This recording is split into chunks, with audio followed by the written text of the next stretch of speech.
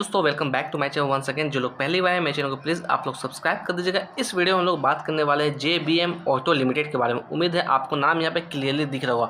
मैं जो भी डाटा शेयर कर रहा हूँ सारा डाटा पब्लिकली अवेलेबल है, आप चाहते हैं तो खुद से भी चेकआउट कर सकते हैं। मैं किसी भी तरह का बाय सेल का रिकमेंडेशन आपको नहीं दे रहा हूँ। अगर यहाँ पर मैं बात करूँ टेक्निकल्स को लेकर तो देखिएगा ट्रेडिंग व्यू के प्लेटफॉर्म पर क्या टेक्निकल्स आता हुआ दिख रहा है। अगर यहाँ पर हम लोग बात करें ओवरऑल टेक्निकल्स के अंदर तो बाय का इंडिकेशन आता हुआ दिख रहा है। 13 ऐसे इंडिकेटर है जहाँ से बाय का इंडिकेशन मिलता हुआ दिख रहा है। 5 ऐसे इंडिकेटर जहाँ से सेल का इंडिकेशन आता हुआ दिख रहा है। अगर मूविंग एवरेजेस की बात करें तो देखिएगा मूविंग एवरेजेस के अंदर 12 ऐसे इंडिकेटर है जहाँ से बाय का इंडिकेशन आता हुआ दिख रहा है। 2 ऐसे इंडिकेटर जहाँ से सेल का इंडिकेशन आता हुआ दिख रहा है। अगर ऑसिलेटर की बात करें तो देखिएगा 3 ऐसे इंडिकेटर है जहाँ से सेल का इंडिकेशन आता हुआ दिख रहा है। 1 ऐसे इंडिकेटर जहाँ से बाय का इंडिकेशन आता हुआ दिख रहा है। इसके अंदर चार्ट पर चर्चा करें हम लोग तो 1 डे के टाइम पर मैंने यहाँ पे चार्ट लगा रखा है। यहाँ पे लेवल्स को आप आइडेंटिफाई करने की कोशिश करिएगा। ये जो आप लेवल्स देख रहे हैं ये है कैंडल आपका जुलाई 2024 की, यानी कि ठीक आज से 1 साल पहले की ये कैंडल है। अगर हम लोग वहाँ से बात करें तो एक तरफा इस स्टॉक्स के अंदर गिरावट देखने को मिली है।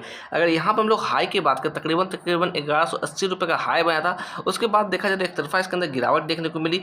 यहाँ पर देखा जाए लगभग 480 490 के आसपास इसने बॉटम बनाने की कोशिश की, वहाँ से हल्की फुल्की इसके अंदर रिकवरी हमें देखने को मिली। अगर हम लोग करंट प्राइस की बात करें लगभग 731 रुपये के पास ट्रेड चलता हुआ दिख रहा है। अगर आज की हम लोग बात करें लगभग 1.5% की गिरावट इस स्टॉक्स के अंदर देखने को मिली। तो आपको थोड़ा अवेयरनेस के साथ काम करना है, किसी भी तरीके की जल्दबाजी आपको इसके अंदर नहीं करना है। मैं यहाँ पर थोड़ा सा कैंडल को जूम इन करके दिखाने की कोशिश करूँगा। ये जो आप लेवल्स देख रहे हैं ये सारे जो इंडिकेटर की हेल्प से मैंने निकाला है, आप चाहते तो खुद से भी निकाल के चेकआउट कर सकते हैं। यहाँ पर थोड़ा मैं जूम इन करके दिखाने की कोशिश करूँगा। ठीक अपने रिजेक्शन लेवल के अंदर इसके पास रिजेक्शन देखने को मिली। अगर हम लोग बात करें लास्ट ट्रेडिंग सेशन के दिन तो ठीक इसी लेवल के आसपास से रिजेक्शन देखने को मिला था। यहाँ पर आप कैंडल को नोटिस करिएगा। अगर हम लोग इसकी रेंज की बात करें, ये जो आप रेंज देख रहे हैं इसकी रेंज निकलती हुई आ रही है तकरीबन 760 रुपये से लेकर 850 रुपये के आसपास में इस लेवल्स की बात कर रहा हूँ। तो पहला रिजेक्शन लेवल्स मेरे पास यही होना चाहिए। मैं किसी भी तरह की श्योरिटी की बात नहीं कर रहा हूँ, सिर्फ और सिर्फ पॉसिबिलिटी की बात कर रहा हूँ। ये कितना गिरेगा कहना बहुत ही मुश्किल है, कब तक गिरेगा ये भी कहना मुश्किल है। मे भी अगर इसके अंदर अच्छी खासी वॉल्यूम हमें देखने को मिले तो ये अपसाइड का मूव भी दिखा सकता है। अगर ओवरऑल हम लोग बात करें इसके अंदर वॉल्यूम की लगभग 6.5 लाख की वॉल्यूम इसके अंदर नोटिस की गई थी। डिलीवरी और परसेंटेज की बात करें 24.5% की डिलीवरी इसके अंदर उठाई गई थी। अगर हम लोग बात करें इस स्टॉक्स के अंदर 50 डे मूविंग एवरेज के बारे में तो इसकी वैल्यू निकलती हुई आ रही है 669। अगर 200 डे मूविंग एवरेज की बात करें तो ये वैल्यू निकलती हुई आ रही है 735 रुपये। तो देखा जाए तो अपने 200 डे मूविंग एवरेज के नीचे ये ट्रेड करता हुआ दिख रहा है। अगर डाउन साइड में हम लोग सपोर्ट लेवल्स की बात करें तो ये जो रेंज देख रहे हैं यही हमारे लिए पहला सपोर्ट होता हुआ दिख रहा है। 575 से लेकर 625 के आसपास इसकी रेंज निकलती हुई आ रही है। अगर मैं यहाँ पर बात करूँ सेकंड सपोर्ट के लिए तो सेकंड सपोर्ट मेरे हिसाब से कहीं ना कहीं 490 रुपये का लेवल ही होना चाहिए। तो इस लेवल से अगर हम लोग बात करें सेकंड सपोर्ट के लिए तो काफ़ी डीप यहाँ पर निकलता हुआ आ रहा है। तो थोड़ा सा यहाँ पर आपको अवेयरनेस दिखाना है। टेक्निकल्स भी मैंने आपको यहाँ पर दिखा दिया ट्रेडिंग व्यू की तरफ से क्या टेक्निकल्स आता हुआ दिख रहा है। किसी भी तरह की जल्दबाजी आपको इसके अंदर नहीं करना है। अगर हम लोग परफॉर्मेंस की बात करें तो देखिएगा according to ticket performance average नजर आता हुआ दिख रहा है। वैल्यूएशन की बात करें तो वैल्यूएशन यहाँ पर हाई नजर आता हुआ दिख रहा है। ग्रोथ की बात करें तो ग्रोथ यहाँ पे लो नजर आता हुआ दिख रहा है। एंट्री पॉइंट की बात करें तो यहाँ पर एवरेज नजर आता हुआ दिख रहा है। तो मैं यहाँ पर कहना चाहूँगा आपको जल्दबाजी में खरीदारी नहीं करना है। अगर आप खरीदारी करना भी चाहते हैं तो कहीं ना कहीं आपको अपने फाइनेंशियल एडवाइजर से बात करना चाहिए, तभी इसके अंदर किसी भी तरीके के डिसीजन लीजिएगा। क्योंकि मैं बात करूँ JBM ऑटो के लिए तो ये एक स्मॉल कैप की कंपनी, तो थोड़ा सा कहीं ना कहीं रिस्क फैक्टर इसके अंदर ज़्यादा हमें नजर आता हुआ दिख रहा है। अगर यहाँ पर चर्चा करें हम लोग फोरकास्टिंग और रेटिंग्स को लेकर तो यहाँ पर देखिएगा किसी भी एक्सपर्ट की तरफ से इसे अभी तक कवर नहीं किया गया है। अगर मैं बात करूँ यहाँ पर म्यूचुअल फंड की होल्डिंग के बारे में या फिर शेयर होल्डिंग पैटर्न्स की हम लोग चर्चा करें यहाँ पर तो देखिएगा प्रोमोटर होल्डिंग यहाँ पर नजर आती हुई दिख रही है तकरीबन 67.53% के आसपास।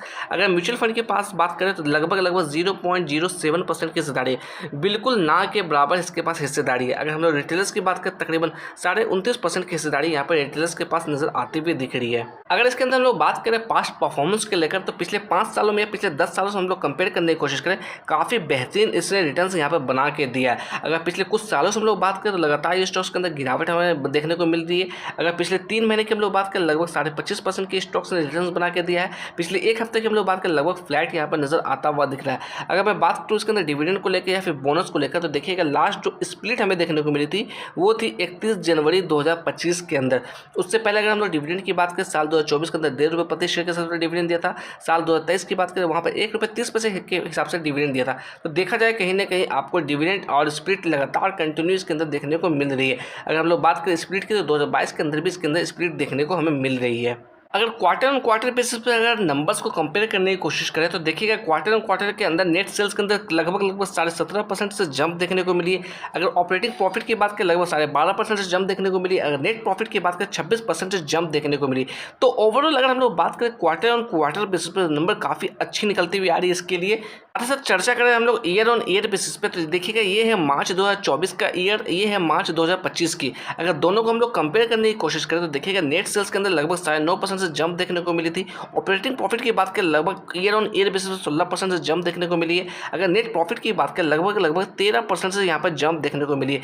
तो ओवरऑल अगर मैं बात करूँ क्वार्टर ऑन क्वार्टर बेसिस पे या फिर ईयर ऑन ईयर बेसिस पे काफ़ी नंबर शानदार निकलती हुई आ रही है। तो आपको थोड़ा सा अवेयरनेस इसके अंदर दिखाना, अगर आपका लॉन्ग टर्म का व्यू है तो सोच समझ के खरीदारी करिए। अगर थोड़ा सा ये प्राइस एडजस्टमेंट दिखाता है तो मेरे ख्याल से कहीं ना कहीं अच्छी बाइंग अपॉर्चुनिटी हमारे लिए बन सकती है। अगर मैं कहना चाहूँगा आपको इसके अंदर निवेश करने से पहले फिर भी आपको अपने फाइनेंशियल एक्सपर्ट से बात करनी चाहिए।